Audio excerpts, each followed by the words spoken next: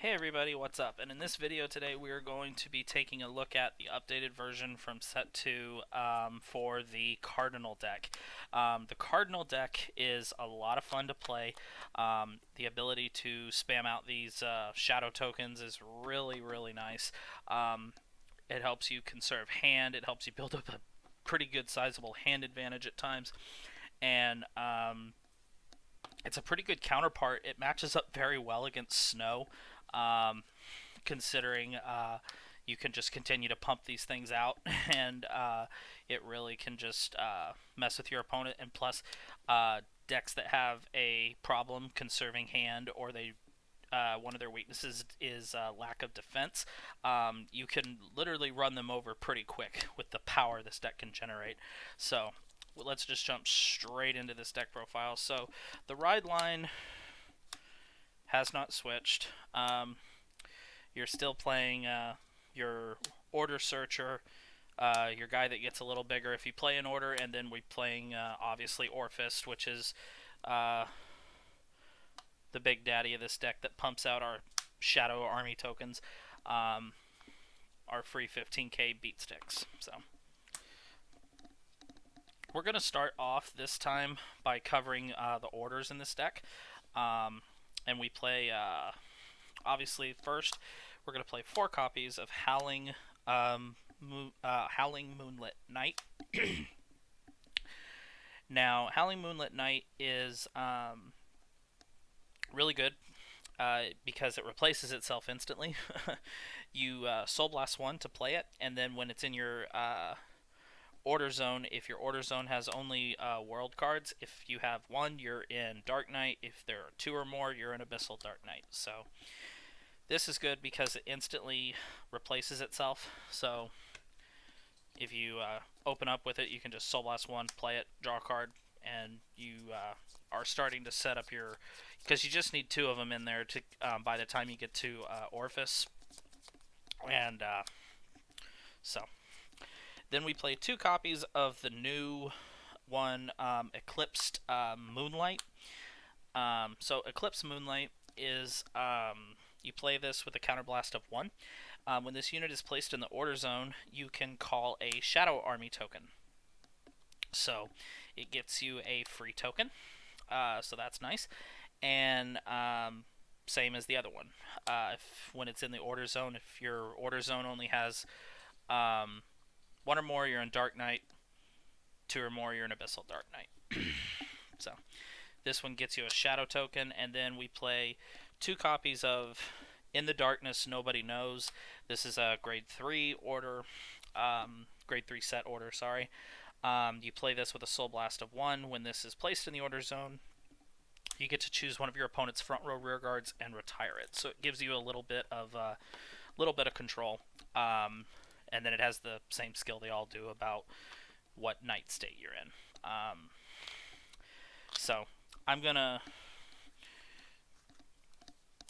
messed with the orders a lot. This is the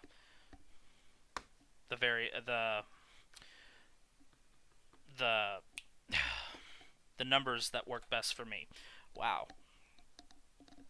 So if you want to go a more control heavy style, you can play more of this. If you want more free tokens, you can play more of this. There's really not a right or wrong answer. It's really to whatever your preference is. For the triggers, we're playing our Brant Gate over trigger. Then we're playing 7 crit, 4 of our new front trigger, and 4 heal trigger. The front triggers, just to, if you check them on overdress turns, persona ride turns, they just make your line even bigger, and I like having the 20k shields. If you only want to play 3, you can go to 8 crit. It's not too big of a difference. It's really just whatever your preference is. I prefer having the 7 crit, 4 front, 4 heals, and the over trigger. That's the number that seems to have been working for me. For the grade 1s, obviously we're playing our 4 copies of our Perfect Guard. Um, Defensive option, plus if you meet the right condition, you might be able to guard with just it and not have to discard anything out of your hand. I will say, in all the times I've played with this deck, I've never been able to use the Perfect Guard that way, because this deck just generates hand really easily, and because by calling out your Shadow Army tokens, you actually conserve your hand a lot more than other decks can. So usually you're going to be paying the cost for this, but there might be a time when you can't, so it is there. Next, we play 4 copies of a new card that we got in set 2 called Cardinal Thumbarine. So Thumbarine's effect is whenever she boosts a Shadow Army token, you may have her gain 15,000 extra power until end of turn. If you do, at the end of that battle, retire all rear guards in the same column as this unit and draw a card. So what I really like about this, if you open up with a Howling Moonlit Knight in your opening hand, when you ride over your grade 1, you can, or when you ride your grade 1, search a copy of this. Because what's really nice about this is sometimes your opponent might try and not attack you in the early stage of the game, so you can't pump out Shadow Army tokens on them too quick, which is a bad option in my opinion. But if they do attack you, you can play this, get your Shadow Army token out, and then you can swing for a column of 38,000 power real early, and that's pretty damn hard to deal with, and they're most likely going to take it. And then you're essentially replacing the card you lose, because the Shadow Army token, since it's free anyway, you really are not losing anything, and you're drawing a card to replace Thumbarine. So it's a pretty good trade-off, and it's it's definitely there, and it's something that is very nice in this deck, because having the ability to play cards and then replace them is key to how this deck operates. So very good card. And for the last grade 1, we play 4 copies of Detonation Mutant Boba Mine, or Mecha Godzilla, if you want to, because that's what I call him, because that's what he looks like. So his ability is on the rear guard. At the end of the battle that he boosted, if you have a order card in your order zone, you can put him into your soul and countercharge 1. So he gives the deck countercharge ability, which it does need, because Orfist skill does cost us 2. So there's that. Next, grade 2s. We only play 1 grade 2, and we do not play extra copies of the grade 2 piece of the ride line, just because I don't think it's necessary. Instead, we are using the new grade 2 that we got in set 2, and that is Cardinal Draco Alvidard,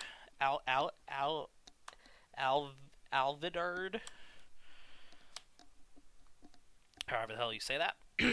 I just call him Draco personally.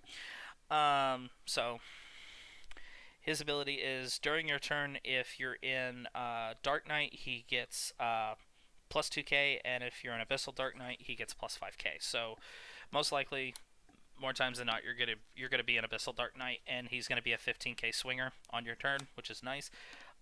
So he can at least hit your opponent's Vanguard straight up on his own. And then his other skill is, at the end of the battle that this unit attacked, you can retire a Shadow Army token to retire one of your opponent's rear guards. So he gives you more ability to control your opponent's board, which is really, really nice, especially for this deck. So he's going to swing for 15 in Abyssal Dark Knight, 25k on Persona Ride turns. If you put a Shadow Army token behind him on Persona Ride turns, he's going to swing for 40k by himself, which is really, really nice. So that's the only grade 2 we play. Very effective. For the grade 3s, obviously we're playing our other 3 copies of Orfist to get him for the Persona Rides. If you're in Abyssal, if you're in Dark Knight or Abyssal Dark Knight, he becomes 18. So He's always going to swing for at least 18 by himself, so that's really, really good. And then his other skill is once per turn. If you're in Abyssal Dark Knight, you can Counterblast 2 and call 3 Shadow Army tokens to your field. Um, so, Counterblast 2, get your 3 Shadow Buddies, and you can really start throwing some pretty nasty numbers at your opponent. And then for the last card, I still play 3 copies of Lightning Thief Monster Jabatail. I still like this card, and I think he's going to be still really good for the deck once we get the new Stoyakia Dragon, flagship dragon or whatever. That's going to basically be like the new version of Aquaforce, basically. Jabatail, when you're in Abyssal Dark Knight, whenever he swings, whatever column he swings at, he attacks everything in that column. So if he attacks the Vanguard, he attacks the Vanguard plus the Vanguard's booster. And if he attacks one of the side columns, he can potentially take out 2 rear guards by himself. So I really like this card. I've seen a lot of Cardinal players, they've cut him after set 1. I still like this card. I love him, so I'm going to keep playing him. So, but that's just me.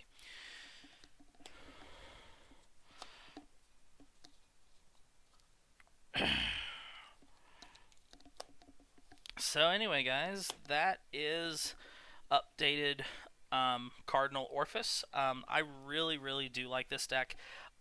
People might be asking is Snow going to get an updated version on the channel? The answer is yes. I'm still working on the build. You're going to get to see Snow, and you're going to get to see Magnolia. So those are the 2 decks I'm working on now. Those are the next 2 that you can expect to see after this last wave of releases. So you can look forward to that. Any comments that you have on the deck or questions or anything, please feel free to put them down in the comment section below. Make sure you leave a like, comment, subscribe, thumbs up this video for me. Remember, we do have a Telegram chat. Feel free to come and join us. It's called, just download the Telegram app, available for both Android and iPhone. It is free. To join is free. To use it is free. And search the group Shinaki's Friends. Feel free to come hang out with us, talk, share deck builds, whatever you want to do. It's fun. So anyway, guys, thank you very much for watching, and I'll see you next time.